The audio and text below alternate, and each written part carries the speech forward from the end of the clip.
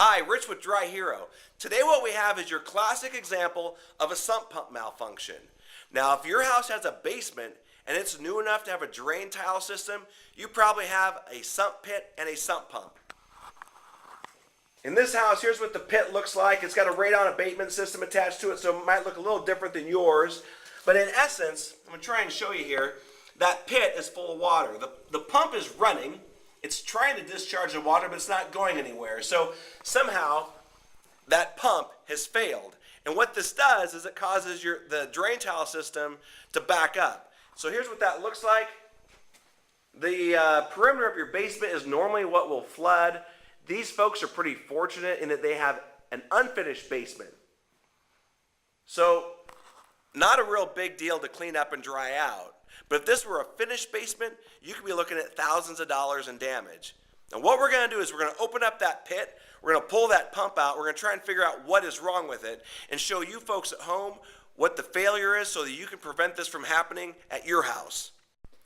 So we got the cover of the sump pit off, and that sound that we heard earlier actually was not the sump pump running, but it was the radon fan on the outside of the house. While we were removing the cover, the pump started to run.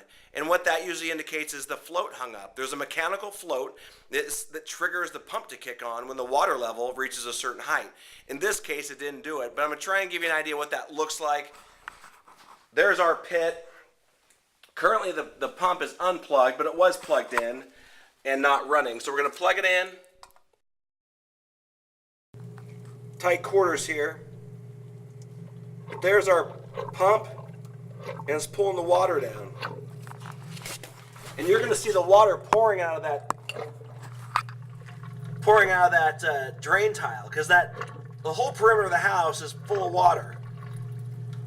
And as long as that pump is working, this basement won't reflood.